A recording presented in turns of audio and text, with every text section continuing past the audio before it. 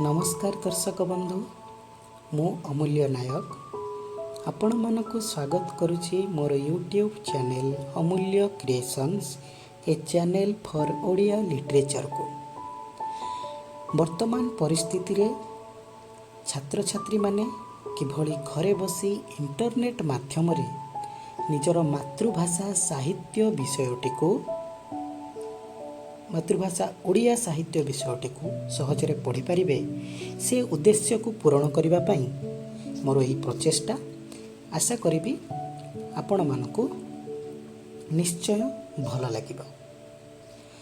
आजिर पाठरे एही भिडियो रे आमे पढ़िबा दशम श्रेणी ओडिया साहित्य पुस्तकर प्रथम गल्प जार ना हेउछि काठ एवं एही गल्पर गाल्पिक हेउचंती बसंत कुमार शतपथी। गल्पटी को आलोचना करिबा पई हमको चारोटी पर्याय दे गति करबा को पड़िबो। एही चारोटी पर्याय गुड़िक हेउची प्रथम पर्याय शीर्षकर अर्थ जोंठारे आमे काठ शीर्षकर अर्थ जानिबा। द्वितीय पर्याय गाल्पिकंक परिचय गाल्पिकंकर संक्षिप्त परिचय जानिया। तृतीय पर्यायर प्रसंग निर्देश रे आमे प्रसंग गल्प पठन द्वारा गल्पटी को पढ़िबा द्वारा आमे कोन शिक्षा करूछि से विषय जानिबा। चतुर्थ पर्यायर आमे गल्पटी को पठन करिबा। बुझी पारिलो। एबे जिबा आमर प्रथम पर्याय शीर्षकर अर्थ को। शीर्षकटी अछि काठ जहाँकि एक सहज सरल शब्दटीए। तुमे माने समस्ते बुझी पारुथबो काठ शब्दर अर्थ कौन। काठ हेउछि उद्भिदर एक अंश जहाकू आमे जाळेनी रूपे व्यवहार करिथाउ एवं विभिन्न गृहोपकरण जिनिस तैयारी करिबारे मध्य व्यवहार करिथाउ, घर निर्माण रे व्यवहार करिथाउ। कहबाकू गले मनीष समाजर दैनंदिन जीवन रे काठ एक अपरिहार्य अंग रूपे व्यवहार होइथाय। प्रथम चित्रटी रे आमे देखुछे किछि काठ गंडी पड़िछि। होत एगुड़िक जाळेनी रूपे व्यवहार करा जाय जिबा पई अछि किंबा एगुड़ी को काटी एथुरु पटा बाहर करी कोनोसी गृहोपकरण जिनिस तैयारी करा जाय पारिबो बा तैयारी करिबा पई रखा जायछि। द्वितीय चित्रटी देखि तुमे भाबुथबो ए चित्रटी काहे रखा जायछि। द्वितीय चित्रटी रे जणे वृद्ध व्यक्ति काठ गंडी को एक कुराढ़ी साहाय्य रे काटुछंती एवं ए चित्रटी रखिबार उद्देश्य आमे जो गल्पटी पढ़िबा से गल्पटी एही पढ़ी जणे परिणत बयसर वृद्ध काठ कटाली उपरे लिखित। कौन लिखित सेटा आमे गल्प पठन प्रसंग रे जानिबा। एबे जिबा हमर द्वितीय पर्याय जहार ना हेउची गाल्पिकंक परिचय। एही गल्पर गाल्पिक हेउछंती बसंत कुमार शतपथी। गाल्पिकंकर जन्म 1913 मसीहा जून मास 26 तारिख। जन्मस्थान मयूरभंज जिला बांगिरीपोषी अंतर्गत पांधड़ा ग्राम। गाल्पिकंकर किछि साहित्य कृति हेउछि संचयन जहाँकि एक कविता संकलन।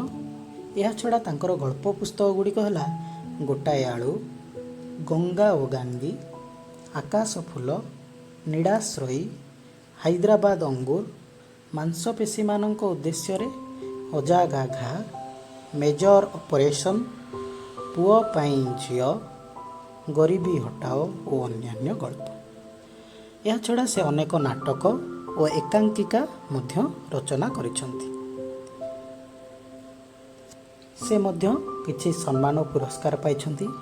सेति मध्यरु गोटिए होछि ओडिशा साहित्य एकाडेमी पुरस्कार जहाँकि से 1968 ମସିହାରେ ପାଇଥିଲେ ଏବଂ ନିଜର ଆଣ୍ଟି ରୋମାଣ୍ଟିକ୍ ଗଳ୍ପ ସଂକଳନ ପାଇଁ ଏହି ପୁରସ୍କାରଟି ପାଇଥିଲେ। ଗାଳ୍ପିକଙ୍କର ମୃତ୍ୟୁ ଘଟିଥିଲା 1994 ମସିହା ଫେବୃଆରୀ ମାସ 20 ତାରିଖରେ ଦୀର୍ଘ 80 ବର୍ଷ ବୟସରେ। ଏହା ଥିଲା ଗାଳ୍ପିକଙ୍କର ସଂକ୍ଷିପ୍ତ ପରିଚୟ। ତୁମେ ପୁସ୍ତକରେ ଥିବା ଗାଳ୍ପିକଙ୍କ ପରିଚୟକୁ ପଢ଼ି ତାଙ୍କ ବିଷୟରେ ଅଧିକ କିଛି ଜାଣିପାରିବ। ତେବେ ଯିବା ଆମର ତୃତୀୟ ପର୍ଯ୍ୟାୟ ପ୍ରସଙ୍ଗ ନିର୍ଦ୍ଦେଶକୁ। ଏହି ପର୍ଯ୍ୟାୟରେ ଆମେ ଜାଣିବା ଯେ କାଠ ଗଳ୍ପରେ ଆଧୁନିକ ମଣିଷର ସ୍ୱାର୍ଥ ଓ ସଠତାର ଚିତ୍ର। ଏଇ ଯେଉଁ ଗଳ୍ପଟି ଆମେ ପଢ଼ିବା ଏଥିରେ ଗୋଟେ ଆଧୁନିକ ଶିକ୍ଷିତ ମଣିଷ କିଭଳି ସ୍ୱାର୍ଥ ଲିପ୍ସୁ ହୋଇଛି, ନିଜର ସ୍ୱାର୍ଥକୁ ଚରିତାର୍ଥ କରିବା ପାଇଁ ସେ କିଭଳି ସଠତାକୁ ଗ୍ରହଣ କରିଛି, ଅନ୍ୟକୁ ଠକୁଛି, ସେ ବିଷୟରେ ଜାଣିବା ଏବଂ ସମାଜର ନିମ୍ନ ବର୍ଗର ଲୋକଙ୍କର ସରଳତା ଓ ସ୍ୱାଭିମାନର ସ୍ୱରୂପ ବିଷୟରେ ଜାଣିବା। ସମାଜର ନିମ୍ନ ବର୍ଗର ଲୋକ ତାଙ୍କ ସରଳ ଏବଂ ତାଙ୍କର ସରଳ ଜୀବନ, ସରଳ ନିଷ୍କପଟ ହୃଦୟ, ସରଳ ଭାଷା, ସରଳ ଆଚାର ବ୍ୟବହାର ଏବଂ ତାଙ୍କର ସ୍ୱାଭିମାନ କିଭଳି ନିଜର ଅଭିମାନକୁ ସେ ବଞ୍ଚାଇ ରଖିଛନ୍ତି ସେ ବିଷୟରେ ଜାଣିବା। ଏବେ ଯିବା ଆମର ଚତୁର୍ଥ ପର୍ଯ୍ୟାୟ ଗଳ୍ପ ପଠନ। ଗଳ୍ପ ପଠନ ପୂର୍ବରୁ କହି ରଖିବାକୁ ଚାହିଁବି, ଏହି ଗଳ୍ପଟିକୁ ଗାଳ୍ପିକ ନିଜ ଜୀବନରେ ବା ନିଜେ ଅଙ୍ଗେ ଲିଭାଇଥିବା କାହାଣୀଟିକୁ ଲେଖିଛନ୍ତି। ଦେଖିବା କ'ଣ ଲେଖା ଅଛି ଏଥିରେ। ଯାହା କିଛି ବି ଲେଖାଯାଇଛି ଗାଳ୍ପିକ ନିଜେ ମଧ୍ୟ ଏହି ଗଳ୍ପର ଗୋଟେ ଚରିତ୍ର ସାଜିଛନ୍ତି। ଧ୍ୟାନ ଦେଇ ଶୁଣ ପିଲାମାନେ। ଆରମ୍ଭ କରିବା। ବହୁ ତର୍କ ବିତର୍କ ପରେ ନିଷ୍ପତ୍ତି ହେଲା ଚିରା କାଠ କିଣିବା ଅପେକ୍ଷା ଗୋଦାମରୁ ଗୋଟିଏ ଗଡ଼ ବା ମୁଣ୍ଡା କାଠ କିଣି ଆଣି ଘରେ ଚିରାଇବା ଲାଭଜନକ ହେବ। ତଦନୁଯାୟୀ ଭାରତ କାଠ ଗୋଦାମରୁ 2 କୁଇଣ୍ଟାଲ ଗଣ୍ଡି କାଠ ଠେଲା ଗାଡ଼ିରେ ଆଣି ଘର ସାମ୍ନାର ପଡ଼ିଆରେ ପକାଇଦେଲି।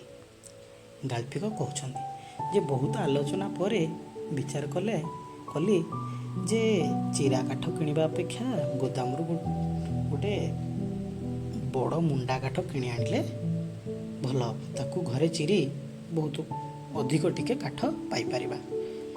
ତେଣୁ ଭାରତ କାଠ ଗୋଦାମରୁ 2 କୁଇଣ୍ଟାଲ କାଠ ଗଣ୍ଡି କାଠ ଠେଲା ଗାଡ଼ିରେ ଆଣିଲେ ଏବଂ ଘର ସାମ୍ନା ପଡ଼ିଆରେ ପକାଇଦେଲେ। ଗୋଦାମବାଲା କହିଲା, ଏ ଯେଉଁ ଶୁଖିଲା ମୁଣ୍ଡା କାଠ ଦେଖୁଛନ୍ତି ତାହା 2 ବର୍ଷର ପୁରୁଣା, ଶୁଖି ଠଣ ଠଣ କରୁଛି। ଧଅ କାଠ ଚିରିଦେଲେ ବାରୁଦ ପରି ଜଳିବ। 12 ଟଙ୍କା କୁଇଣ୍ଟାଲ। କମ୍ ଦାମ ନେବେ ତ ଶାଳ ଗଣ୍ଡି ଅଛି, କଞ୍ଚା ପଡ଼ିବ, ଛେଲି ଅଛି, ଧୂଆଁ ହେବ। ଯେତେବେଳେ କାଠ ଗଣ୍ଡି କିଣିବାକୁ ଗୋଦାମକୁ ଯାଇଥିଲେ ଗୋଦାମବାଲା ତାଙ୍କୁ କହିଥିଲା ଗାଳ୍ପିକଙ୍କୁ ଯେ ଏଇ ଯେଉଁ ଶୁଖିଲା ମୁଣ୍ଡା କାଠ ଦେଖୁଛନ୍ତି 2 ବର୍ଷ ପୁରୁଣା କାଠ, ପୁରା ଶୁଖିକି ଠଣ ଠଣ ହେଇକି ଅଛି। ଧଅ କାଠ, ଧଳା କାଠ, ଟାଣ କାଠ, କିନ୍ତୁ କୁଇଣ୍ଟାଲ ପିଛା 12 ଟଙ୍କା। ଯଦି କମ୍ ଦାମରେ ନେବାକୁ ଚାହୁଁଛନ୍ତି ତାହେଲେ ଶାଳ ଗଣ୍ଡି ପଡ଼ିଛି, କିନ୍ତୁ ତାହା କଞ୍ଚା ପଡ଼ିବ, ଚୋପା ବହୁତ ଅଛି, ଅଧିକ ଧୂଆଁ ବାହାରିବ। ଜଙ୍ଗଲ ରାଜ୍ୟର ଲୋକ ମୁଁ, ଜାଣିଛି କେଉଁ କାଠ କେମିତି ଜଳେ। ବେଶୀ ଦାମ ପଡ଼ୁ ପଛକେ ଫୁରୁଫୁରୁ ହୋଇ ଜଳିବା କାଠକୁ ପସନ୍ଦ କଲି। ଘର କଣରେ ଅଳନ୍ଦୁ ଜମିବ ନାହିଁ କି ଧୂଆଁରେ ପଙ୍ଖା ଗୁଡ଼ିକ କଳା ହେବ ନାହିଁ। ଗାଳ୍ପିକ କହୁଛନ୍ତି ଯେହେତୁ ସେ ଜଙ୍ଗଲ ରାଜ୍ୟର ଲୋକ, ମୟୂରଭଞ୍ଜ ଲୋକ, ତେଣୁ ସେ ଠିକ୍ ଜାଣିଛନ୍ତି କେଉଁ କାଠ କେମିତି ଜଳିବ। ତେଣୁ ବେଶୀ ଦାମ ପଡ଼ୁ ପଛେକା ଫୁରୁଫୁରୁ କାଠକୁ ସେ କିଣିବା ପାଇଁ ପସନ୍ଦ କଲେ, ଯାହାଫଳରେ କି ଘରେ ଅଳନ୍ଦୁ ହେବନି କି ଧୂଆଁରେ ଏ ପଙ୍ଖା ଗୁଡ଼ିକ କଳା ପଡ଼ିବ ନାହିଁ। କିନ୍ତୁ ଆଜକୁ ହପ୍ତାହେ ହେଲା କାଠ ଯେଉଁଠି ସେମିତି ପଡ଼ିଛି, ଚିରା ହେବାର ନାଁ ଗନ୍ଧ ନାହିଁ। କ'ଣ ପରବ ଯୋଗୁଁ ସାନ୍ତାଳଙ୍କର ଦେଖା ଦର୍ଶନ ମିଳୁନାହିଁ। ତାଙ୍କର ହାଣ୍ଡିଆଖିଆ କୁକୁଡ଼ା ଲଢ଼େଇ ଧୁମସା ମାଦଳ ସରିବ ନା ମୋ କାଠ ଚିରା ହେବ।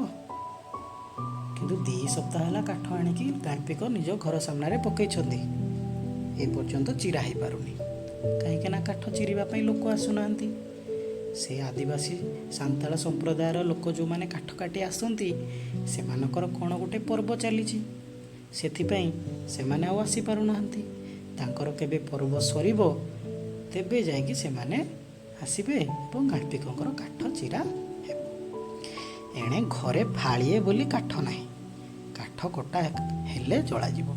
ଗାଳ୍ପିକ କହୁଛନ୍ତି ଘରେ ଇଆଡ଼େ ଆଉ ଫାଳେ ହେଲେ କାଠ ନାହିଁ, କାଠ କଟା ହେଲେ ଯାଇ ଜଳାଯିବ। ଆଜି ରବିବାର, ବେଳ 9ଟା ହେଲାଣି। ପ୍ରଚଣ୍ଡ କଣି କଣି ଶୀତ ସାଙ୍ଗକୁ ହିମାଳ ପବନ। ରବିବାର 9ଟା ବେଳକୁ ଜୋରସେ ଶୀତ କରୁଛି ବୋଲି ଗାଳ୍ପିକ କହୁଛନ୍ତି। ବାରଣ୍ଡାରେ ଆରାମ ଚେୟାରଟା ପକାଇ ଖରାକୁ ପିଠି କରି ବସିଥାଏ। ଖବରକାଗଜରୁ ଆଦିବାସୀମାନଙ୍କ ଗତ 30 ବର୍ଷ ଧରି ଆଦିବାସୀମାନଙ୍କ ପାଇଁ ଗତ 30 ବର୍ଷ ଧରି ଆମେ କ'ଣ କ'ଣ କରିଛୁ ତା'ର ବିବରଣୀ ଓ ହିସାବ କିତାବ ଅନୁଧ୍ୟାନ କରୁଥାଏ। ଯେହେତୁ ରବିବାରିଆ ସକାଳୁ ଶୀତ ହେଉଛି, ଖରାକୁ ପିଠି କରିକି ବସିଥାନ୍ତି ଗାଳ୍ପିକ। ଖବରକାଗଜରୁ ଆଦିବାସୀମାନଙ୍କ ପାଇଁ ଗତ 30 ବର୍ଷରେ କ'ଣ କରିଛନ୍ତି ସେ ବିଷୟରେ ହିସାବ କିତାବ କରୁଛନ୍ତି। ହଠାତ୍ ମୋତେ ଭୋ ଭୋ ଭୁକି ଉଠିଲା। ଚମକି ପଡ଼ି ଦେଖିଲି କାନ୍ଧରେ କୁରାଢ଼ି ପକାଇ ଗୋଟିଏ ଦରବୁଢ଼ା କାଠ ଚିରାଳି ସଡ଼କରୁ ମୋ ଆଡ଼କୁ ଢଳି ଢଳି ଆସୁଛି। ସିଧା ସାମ୍ନାକୁ ଆସି ସେ ପଚାରିଲା, କାଠ କାଟିବ ବାବୁ? ସାଙ୍ଗେ ସାଙ୍ଗେ ଗାଳ୍ପିକଙ୍କର କୁକୁର ମୋତି ସେଠି ଭୁକି ଉଠିଛି। ଯେତେବେଳେ ଗାଳ୍ପିକ ଡରିକି ଚମକିକି ଦେଖିଲେ, ରାସ୍ତାକୁ ଦେଖିଲା ବେଳକୁ ଜଣେ ବୁଢ଼ା ଲୋକଟିଏ କାନ୍ଧରେ ଗୋଟେ କୁରାଢ଼ି ପକାଇ ତାଙ୍କ ପାଖକୁ ଚାଲି ଆସୁଛି ଏବଂ ତାଙ୍କ ସାମ୍ନାରେ ଠିଆ ହେଇକି ପଚାରୁଛି, ବାବୁ କ'ଣ କାଠ କାଟିବୁ? ମନେ ମନେ ଭାବିଲି, ବର୍ଷ ବର୍ଷ ଧରି କୋଟି କୋଟି ଟଙ୍କା ଖର୍ଚ୍ଚ କରି ଏମାନଙ୍କୁ ଆମେ ସକ୍ଷମ କରିବା ଚେଷ୍ଟା କଲୁ ସିନା, ଲାଭ କିଛି ହେଲାନି। ଭାଷା ଟିକକ ବି ଶିଖିପାରିଲୁନି। କହୁଛି କ'ଣ ନା କାଠ କାଟିବୁ ବାବୁ, କି କ୍ରିୟା କି କର୍ତ୍ତା। ବୁଢ଼ାର ଏଭଳି କଥା ଶୁଣି ଗାଳ୍ପିକ ଟିକେ ବିରକ୍ତି ଭାବ ପ୍ରକାଶ କରିଛନ୍ତି। ମନେ ମନେ ଭାବୁଛନ୍ତି, ସରକାର ଏମାନଙ୍କୁ ବର୍ଷ ବର୍ଷ ଧରି କୋଟି କୋଟି ଟଙ୍କା ଖର୍ଚ୍ଚ କରି ଯେତେ ସକ୍ଷମ କରିବାକୁ ଚେଷ୍ଟା କଲେ କ'ଣ ହେବ? ଏମାନେ ତ ସାମାନ୍ୟ ଭାଷା ଟିକେ ଶିଖିପାରିଲେନି, ଆସିକି ଏତେ ବଡ଼ ଉଚ୍ଚପଦସ୍ଥ ଲୋକଟିକୁ କହୁଛି କ'ଣ ନା କାଠ କାଟିବୁ ବାବୁ। ଖତେଇ ତାର ଗଳା ସ୍ୱର ଅନୁସରଣ କରି କହିଲି, ହଁ ହଁ କାଟିବି, କେତେ ନେବୁ? ସାଙ୍ଗେ ସାଙ୍ଗେ ତାକୁ ବୁଢ଼ାକୁ ପ୍ରତ୍ୟୁତ୍ତର ଦେବାକୁ ଯାଇ ଗାଳ୍ପିକ କହୁଛନ୍ତି, ହଁ କାଟିବି, କେତେ ଟଙ୍କା ନେବୁ? ସେ କାଠ ଆଡ଼କୁ ଚାହିଁଲା, କହିଲା 2 କୁଇଣ୍ଟାଲ ହେବ। ଗୋଦାମରେ ତ ବାବୁ ଆମକୁ 2 ଟଙ୍କା କରି ଦେଉଛି କୁଇଣ୍ଟାଲ। ଏଇ ବଜାରଟାରେ ଗୋଟେ ଦର ନା 2ଟା, ତୁ 4 ଟଙ୍କା ଦେବୁ। ଆର କେତେ? ବୁଢ଼ା କାଠ ଆଡ଼କୁ ଚାହିଁ ଦେଖିଲା 2 କୁଇଣ୍ଟାଲ ହେବ। କହିଲା, ଗୋଦାମରେ ତ ବାବୁ ଆମକୁ କୁଇଣ୍ଟାଲକୁ 2 ଟଙ୍କା ଦେଉଛି, ତେଣୁ ତୁ 4 ଟଙ୍କା ଦେବୁ 2 କୁଇଣ୍ଟାଲକୁ, ଆଉ କ'ଣ? ନାଇଁ 4 ଟଙ୍କା ହେବନି, ମୋତେ ବହୁତ ପଡ଼ିଯାଉଛି, 3.5 ଦେବି। କାଠବାଲା ନେଲା 24, ଠେଲାବାଲା 4, ତୁ ନେବୁ 4, 32 ପଡ଼ିଲା। ଗ୍ୟାସ୍ ଚୁଲି ତ ବରଂ ଶସ୍ତା ହେବ। 3 ଟଙ୍କା ଆଠଣା ଠାରୁ 3 ଟଙ୍କା ଆଠଣାରେ ଯଦି କାଟିବୁ କାଟ, ତ ନହେଲେ ଚାଲିଯା। ବୁଢ଼ା କଥା ଶୁଣିକି ଗାଳ୍ପିକ କହୁଛନ୍ତି, ନା ହେବନି, 4 ଟଙ୍କା ଦେଇପାରିବିନି, 3 ଟଙ୍କା ଆଠଣା ଦେବି। କାଠବାଲାଠୁ 24ରେ କାଠ ଆଣିଲି, 24 ଟଙ୍କାରେ ଠେଲାବାଲା 4 ଟଙ୍କା ନେଲା, ତୁ 4 ଟଙ୍କା ନେବୁ, 32 ଟଙ୍କା ପଡ଼ିବ। ତାଠୁ ତ ଭଲ ହେବ ମୁଁ ଗ୍ୟାସ୍ ଚୁଲାରେ ରୋଷେଇ କରିବି। ଯଦି 3 ଟଙ୍କା ଆଠଣା ନେବୁ ନେ, ନହେଲେ ଯା। ସେ କଅଁଳ ଗଳାରେ କହିଲା, ତୁ ବି ବାବୁ ଏମିତି କାଠୁଆ ହେବୁ ତ ଆମର ଗରିବ ଲୋକ ବଞ୍ଚିବ କେମିତି? 4 ଆଠଣା ନାଗି ଆମର ସାଙ୍ଗରେ ଝଗଡ଼ା କରିବୁ? ତୋତେ ଭଗବାନ ବଡ଼ ଲୋକ କରିଛି, କେତେ ପଇସା ତୋର କେଉଁଆଡ଼େ ଚାଲିଯାଉଛି। ଆମର ଗରିବ ଲୋକର ପେଟରୁ କାଟିଲେ ତୋର ପେଟ ପୁରିବ? ଗୋଦାମବାଲା ଗୋଦାମରେ ଚାବି ଦେଇ କରି ପାହାଡ଼କୁ ଗଲା ବୋଲି ତୋର ଏଠାକୁ ଆସିଛି, ନହେଲେ। ଗାଳ୍ପିକଙ୍କର କଥା ଶୁଣି ବୁଢ଼ା କଅଁଳ ସ୍ୱରରେ କହୁଛି, ତୁ ବାବୁ ଯଦି ଏମିତି ହେବୁ ତାହେଲେ କେମିତି ହେବ? ଆମେ ଗରିବ ଲୋକ କେମିତି ବଞ୍ଚିବୁ? ତୋ ପାଖରେ ଏତେ ଟଙ୍କା ପଇସା, କେତେ ପଇସା କୁଆଡ଼େ ଯାଉଛି? ଏ 4 ଆଠଣା ପାଇଁ ତୁ ଆମମାନଙ୍କ ସହିତ ଏମିତି ଝଗଡ଼ା କରୁଛୁ? ଗୋଦାମବାଲା ଆଜି ସିନା ଗୋଦାମ ବନ୍ଦ କରି ପାହାଡ଼କୁ ଗଲା ବୋଲି ମୁଁ ଆସିଲି, ନହେଲେ ମୁଁ କାହିଁ ଆସିଥାନ୍ତି? କଲେଜ ପଢ଼ୁଆ ପୁଅ ଦରଜା ପାଖରେ ଛିଡ଼ା ହୋଇ ଶୁଣୁଥିଲା। ହଠାତ୍ ତରଳି ଯାଇ କହି ପକାଇଲା, ହେଲା ଚୁପ୍ କର, ଆଉ 4 ଅଣା ନେବୁ। ପାଖରେ ଗାଳ୍ପିକଙ୍କର କଲେଜ ପଢ଼ୁଆ ପୁଅ କବାଟ ପାଖରେ ଠିଆ ହେଇକି ସବୁ କଥା ଶୁଣୁଥାଏ। ଯେତେବେଳେ ବୁଢ଼ାର ଏଭଳି କଥା ଶୁଣିଛି, ସେ ଟିକେ ତରଳି ଯାଇ କହିଲା ହଉ ହେଲା ହେଲା ଆଉ 4 ଅଣା ନେବ। ପୁଅ ଆଡ଼କୁ କଟମଟ ଚାହିଁ ଇଂରାଜୀରେ କହିଲି ପଇସା ତତେ ଶସ୍ତା ହୋଇଛି, ଦେଖିଥାନ୍ତୁ ସେ ସେତିକିରେ କାଟିଥାନ୍ତା କି ନାହିଁ। ତାପରେ ଗାଳ୍ପିକ ପୁଅକୁ ରାଗିକି କହୁଛନ୍ତି ଯେ ପଇସା ତତେ ଶସ୍ତା ପଡ଼ିଛି ନା, ଦେଖିଥାନ୍ତୁ ସେ ସେଇ 3.5 ଟଙ୍କାରେ କେମିତି କାଠ କାଟିଥାନ୍ତା। ତାପରେ କାଠ କଟାଳିକୁ କହିଲି ଯା ଯା ଏଥର କାଟ, ପୁଅ ତ କହିଦେଲାଣି। ଗାଳ୍ପିକ କାଠ କଟାଳିକୁ କାଠ କାଟିବା ପାଇଁ କହିଛନ୍ତି। 2 ପରସ୍ତ କରି ଘୋଡ଼ିଥିବା ଅଳ୍ପ ଓସାର ନାଲି ଧଡ଼ିର ଶାଢ଼ୀଟାକୁ ସେ ଦେହରୁ କାଢ଼ି ପାଖ ବେଗୁନିଆ ଗଛ ଡାଳରେ ଲଟକାଇ ଦେଲା। କାନିର ଗଣ୍ଠି ବିଟାଇ ଦୋକତା ଚୂନ ବାହାର କରି କଳରେ ଜାକି କୁରାଢ଼ି ଧରିଲା। ତାପରେ ବୁଢ଼ା 2 ପରସ୍ତ ହେଇ ଘୋଡ଼ି ହେଇକି ଆସିଥିଲା ଯେଉଁ ଲୁଗାଟା, ନାଲି ଧଡ଼ିର ସେ ଲୁଗା ଶାଢ଼ୀ, ସେ ଶାଢ଼ୀଟାକୁ କାଢ଼ିକି ପାଖରେ ବେଗୁନିଆ ଗଛ ଡାଳରେ ଥୋଇଦେଲା ଏବଂ ଶାଢ଼ୀ ଗଣ୍ଠିରୁ କାନି ଗଣ୍ଠିରୁ ଟିକେ ଦୋକତା ଚୂନ ଯେଉଁଟାକି ଆମର ଖଇନି ପରିକା ତାକୁ ବାହାର କରି କଳରେ ଜାକି କାଠ କାଟିବା ପାଇଁ କୁରାଢ଼ି ଧରିଲା। ବୟସ ଓ ଚେହେରାରୁ ତା'ର ପାରିବା ପଣିଆରେ ମୋର ଘୋର ସନ୍ଦେହ ହେଲା। ଗାଳ୍ପିକ କହୁଛନ୍ତି ତା'ର ଯେଉଁ ବୟସ ଏବଂ ତା'ର ଯେଉଁ ଶରୀର ଦେଖି ମୋତେ ଲାଗିଲା ଏ କାମ ପାରିବ ନାହିଁ ବୋଧେ। ଭାବିଲି ଲୋଭରେ କାମ ଧରିଛି ସିନା 2 ଦିନ ଲାଗିବ ତାକୁ। ଗାଳ୍ପିକ ଭାବୁଛନ୍ତି ଏ ବୁଢ଼ା ଲୋଭରେ ସିନା କାମ କରିବାକୁ ଆସିଛି, କିନ୍ତୁ କାମ ସାରୁ ସାରୁ ତାକୁ 2 ଦିନ ଲାଗିବ। ଗୋଟେ ଗଡ଼ ଉପରେ ଲମ୍ବେ ଲମ୍ବେ ଆଉ ଗୋଟେ ଗଣ୍ଡି ରଖି ମାରିଲା ପ୍ରଥମ ଚୋଟ। ପ୍ରାୟ 2 ଇଞ୍ଚ ଭିତରକୁ କୁରାଢ଼ିଟା ଭେଦିଗଲା। ଟାଣି ବାହାର କରିବାକୁ କଷ୍ଟ ହେଲା ତାକୁ। ତାପରେ ଗୋଟେ ଗଡ଼ ଉପରେ ଆଉ ଗୋଟେ କାଠ ଗଣ୍ଡି ରଖି ବୁଢ଼ା କାଠ କାଟିବା ଆରମ୍ଭ କରିଦେଇଛି। ଗୋଟେ ଗଣ୍ଡିରେ ଗୋଟେ ଚୋଟ ପକେଇଛି ଯେତେବେଳେ କୁରାଢ଼ିରେ 2 ଇଞ୍ଚ ପଶିଗଲା, ଟାଣି ବାହାର କରିବାକୁ କଷ୍ଟ ହେଉଛି। ତାପରେ ଗାଳ୍ପିକ ତାକୁ ପଚାରୁଛନ୍ତି ଏଇ କାଠ କେମିତି ଦେଖୁଛୁ, ଭଲ ଜଳିବ ନା? ବୁଢ଼ାକୁ ପଚାରୁଛନ୍ତି କାଠ ଭଲ ତ? ବୁଢ଼ା ତାର କହିଲା କାଠ ଭଲ ଯେ ବାବୁ, ହେଲେ ତୋର ଲାଭ ମୋର ନୁକସାନ। ଦେଖନା କାଠ କେମିତି ବାଝୁଆ ଗଣ୍ଠିଆ, ଯେତିକି ଚେମଡ଼ ସେତିକି ଟାଣ ଧ କାଠ। ବାବୁ କୁରାଢ଼ି ବାଙ୍କି ଯିବ। ଆମ ଗୋଦାମରେ ତ ଏଇକା 2 ବର୍ଷ ପଡ଼ିଥିଲା, କେହି ନେଲା ନାହିଁ, କେହି କାଟିତେ ଖୋଜେ ନାହିଁ। ଭଲ ଜଳିବ, ହେଲେ ଯିଏ କାଟିବ ତା'ର ହାତ ଫୁଟକା ହେଇଯିବ, ଚମଡ଼ା ଛାଡ଼ିଯିବ।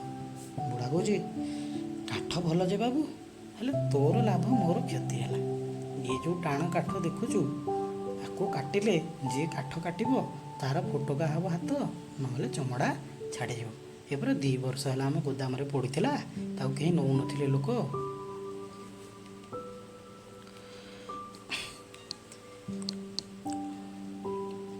ଆଉ ପାହାରି ଦେଲା, ଠିକ୍ ଜାଗାରେ ମାଡ଼ ବସିଲା। ପୁଣି ପାହାରେ ଫାଳିଏ କାଠ ଖଣ୍ଡେ ଦୂରରେ ଛିଟିକି ପଡ଼ିଲା ଘୋରି ଘୋରି। ତାପରେ ବୁଢ଼ା କାଠ କାଟିବା ଆରମ୍ଭ କରୁଛି। ଟାଙ୍ଗିଆ କୁରାଢ଼ି ଚୋଟରେ ଫାଳେ କାଠ ଘୋରି ଘୋରି ଦୂରରେ ପଡ଼ିଲା।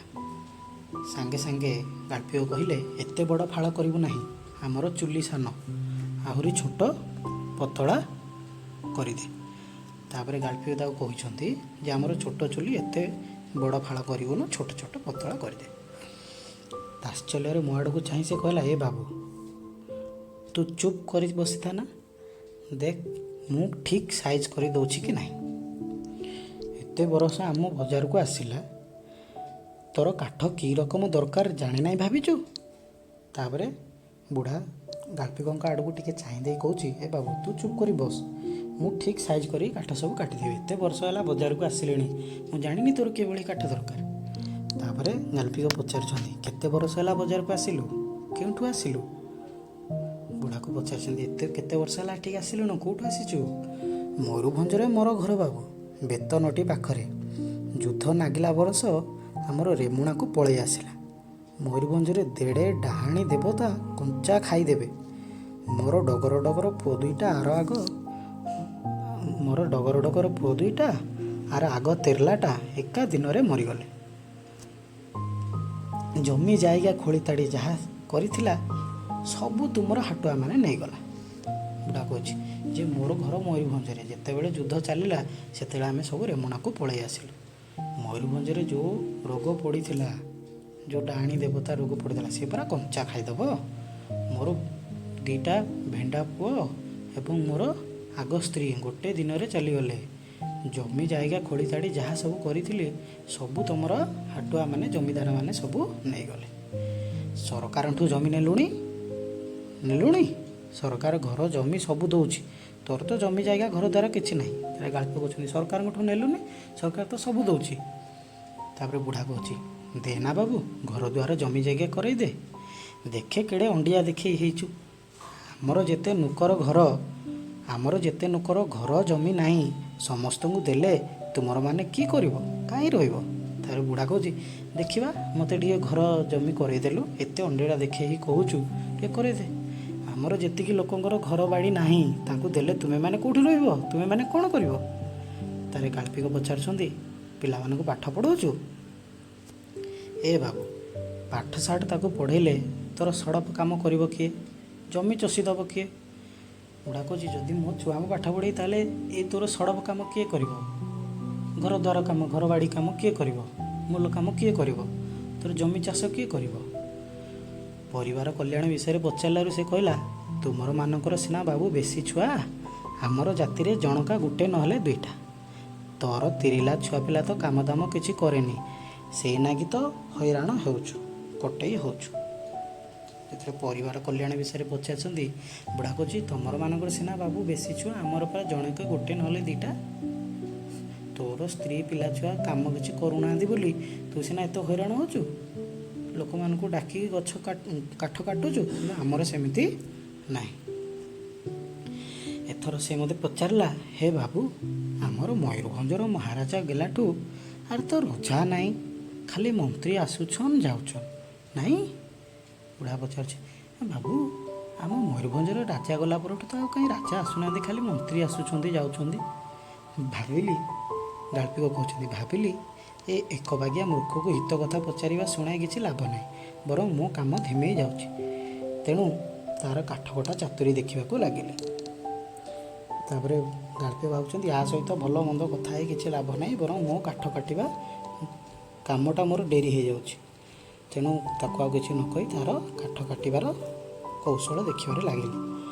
ପୋଖତ ସମାଲୋଚକ ଯେମିତି ଡେଇଁ ପଡ଼ି ଆଧୁନିକ କ୍ଲିଷ୍ଟ ଅବୋଧ୍ୟ କବିତାକୁ ତନ୍ନ ତନ୍ନ ବିଶ୍ଳେଷଣ କରି ଅନ୍ତର୍ନିହିତ ସାରସ୍ୱତ ପ୍ରକଟ କରନ୍ତି, ଏ କାଠୁରିଆ ବି ସେମିତି ଅତୀବ ଆଗ୍ରହରେ ଗ୍ରନ୍ଥିଳ ଶିରାଳ କାଠକୁ ଛିନ୍ନ ଭିନ୍ନ କରି ମଞ୍ଜ ବାହାର କରିଦେଉଛି।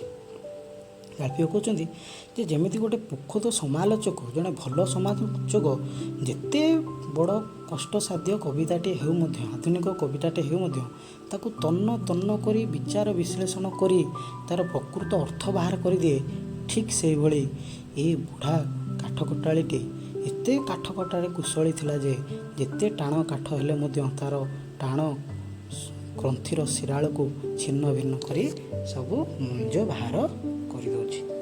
ଭଗବାନ ତାର ଶିରା ପ୍ରଶିରା ରକ୍ତ ମାଂସକୁ କେମିତି ଶକ୍ତି ଦେଇଛନ୍ତି କେଜାଣି, ଏମିତି ଲାଗୁଛି ଯେମିତି ଜୀବନ ସାରା ସେ ବୃକ୍ଷ ରାକ୍ଷସ ଗୁଡ଼ିକୁ ଖଣ୍ଡ ଖଣ୍ଡ କରି କାଟି ଆନନ୍ଦ ପାଉଥିବ। ଲାଗୁଛି ଯେମିତି ଗଛ ଗୁଡ଼ାକୁ କାଟିକି ସେ ଖୁସି ପାଉଛି। ଦେଖୁ ଦେଖୁ ସେ ଘଣ୍ଟାଏ ଦେଢ଼ ଘଣ୍ଟା ଭିତରେ ଅଧା ଅଧି କାଠ ଚିରିଦେଲା। ଗତ ଥର ତାରି ଜାତିର ଲୋକଟା କାଠ ସବୁ ମୋଟା ଲମ୍ବା ଲମ୍ବା କରି ଚିରିଥିଲା। ମାସେ ଜାଗାରେ 28 ଦିନ ଗଲା।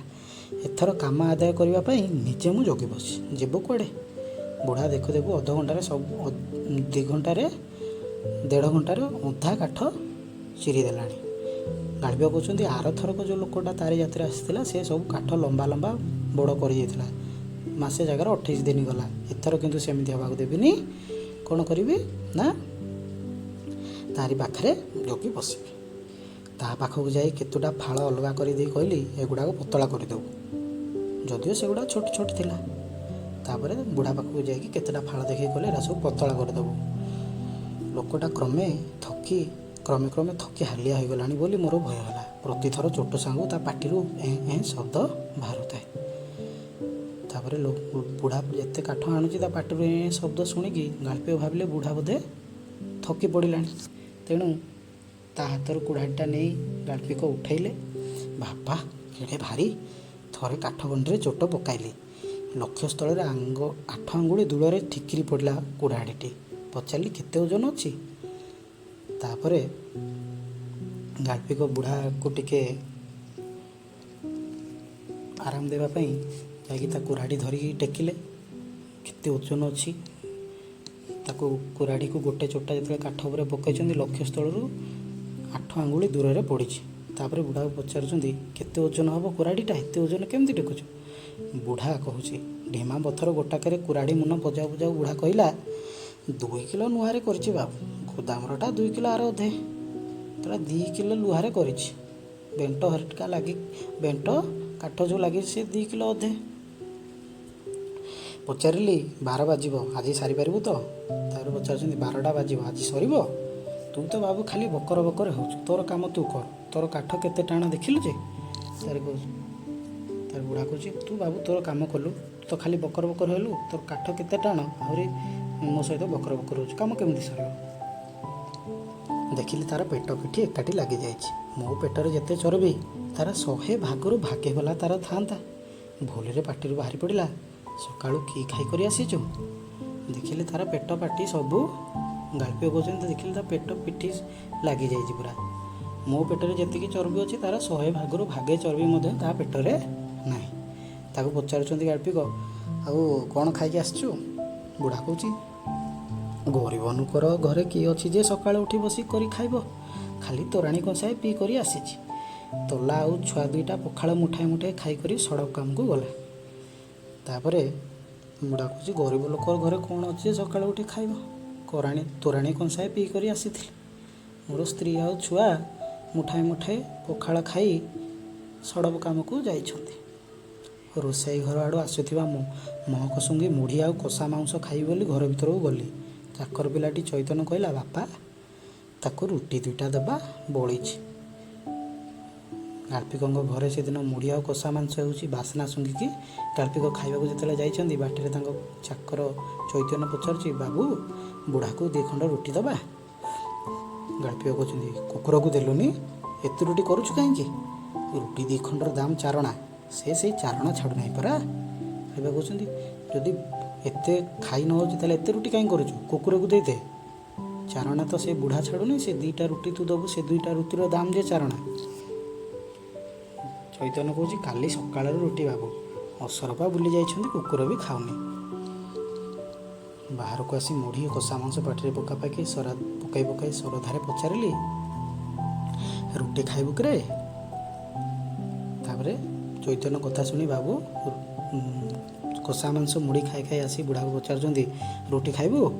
ବୁଢ଼ା କହୁଛି ଦବୁ ତ ଦେ ବାବୁ, ତୋର ଛୁଆ ପିଲାର ପେଟରୁ ବଳୁଛି ଯଦି। ବୁଢ଼ା କହୁଛି ଯଦି ପିଲା ଛୁଆଙ୍କ ପେଟରୁ ବଳୁଛି ଦେ ତାହେଲେ ଆଉ। ରୁଟି ଓ ଆଲୁମିନିୟମ ପାଇଖାନା ଲୋଟାରେ ପାଣି ଚୈତନ୍ୟ ଥୋଇ ଦେଇଗଲା। ପାମ୍ପଡ଼ ଚୋବାଇଲା ପରି ରୁଟି 2ଟାକ କଡ଼ କଡ଼ ଚୋବାଇ ଢକ ଢକ କରି ପାଣି ଲୋଟାକୁ ପିଇଗଲା ସେ, ଏବଂ ଲୋଟାକୁ ପାଉଁଶରେ ମାଜି ସଫା କରିଦେଲା ଏବଂ ପୁଣି ଚୂନ ଦୋକତା ପାଟିକୁ ପକାଇ ଶେଷ ପ୍ରସ୍ତ କାମ ଧରିଲା। ଗାଳ୍ପିକ କହୁଛନ୍ତି ଯେ ତାପରେ ତାକୁ ଚୈତନ୍ୟ ଆସିକି ରୁଟି ଏବଂ ଆଲୁମିନିୟମ ପାଇଖାନା ଲୋଟା ଯେଉଁ ସେଥିରେ ପାଣି ଦେଇଗଲା। ବୁଢ଼ା ପାମ୍ପଡ଼ ଚୋବେଇଲା ଭଳିଆ ରୁଟି 2 ଖଣ୍ଡ ଖାଇଦେଲା, ପାଣିକୁ ଢକ ଢକ କରି ପିଇଦେଲା ଏବଂ ଲୋଟାଟାକୁ ପାଉଁଶରେ ମାଜିକି ସଫାସଫି କରି ଦେଇଦେଲା ଏବଂ ପୁଣି ଟିକେ ଖଇନି ପକାଇ ଦେଇକି କାମ ଆରମ୍ଭ କଲା। ତାପରେ ଗାଳ୍ପିକ କହୁଛନ୍ତି ଦେଖ ମୁଁ ତ ଭାତ ଖାଇବାକୁ ଯାଉଛି, କାଠ ସବୁ ଘର ଭିତରକୁ ବୋହିଦେବୁ, ଯଦିଓ କାଠ ବୋହିବା କାମ ତାର ନୁହେଁ ମୋର। ଗାଳ୍ପିକ କହୁଛନ୍ତି ତାପରେ ତାକୁ କହିଲି ମୁଁ ଭାତ ଖାଇବାକୁ ଯାଉଛି, କାଠ ସବୁ ଘର ଭିତରକୁ ବୋହିଦେବୁ କଟା ସରିଲା ପରେ। ସେ କିନ୍ତୁ ସାଙ୍ଗେ ସାଙ୍ଗେ କହିଲା ଏ ବାବୁ ମୁଁ କାଟିବି ତୁ ବୋହିବୁ, କୁକୁରଟା ବାନ୍ଧିଦେ, କାଠ ଘରଟା ଦେଖା। ତାପରେ ବୁଢ଼ା କହୁଛି ଯେ ମୁଁ କାଠ କାଟିବି ତୁ ପୁଣି ବୋହିବୁ, ତୁ ଗୋଟେ କାମ କରେ କୁକୁରଟା ବାନ୍ଧି ଦେଇକି କେଉଁଠି କାଠ ଘର ଅଛି ଦେଖା, ମୁଁ ନେଇକି ଥୋଇଦେବି। ଚୈତନ୍ୟ କୁକୁରକୁ ବାନ୍ଧି ଦେଇ କାଠ ଘର ଦେଖାଇଦେଲା। ଗାଧୋଇ ପାଧୋଇ ରବିବାରିଆ ଗରିଷ୍ଠ ଭୋଜନ ପରେ ସିଗାରେଟ୍ ଲଗାଇ ଅଗଣାକୁ ଯାଇ ଦେଖିଲି କାଠ ସବୁ ବଢ଼ିଆ ସଜା ହୋଇ ସାଇତା ହେଇଛି। ଗାଧୋଇ ପାଧୋଇ ଖାଇସାରିକି ଗାଳ୍ପିକ ଯାଇ ଦେଖିଲେ ବୁଢ଼ା ସବୁ କାଠ କାଟିକି ସାଇଜ୍ କରିକି କାଠ ଘରେ ଥୋଇ ଦେଇଛି। ବାହାରକୁ ଯାଇ ଦେଖିଲେ 1-2 ଇଞ୍ଚିଆ ଟୁକୁରା କାଠ ସବୁ ଭିଣି ଭିଣି ହୋଇ ପଡ଼ିଛି।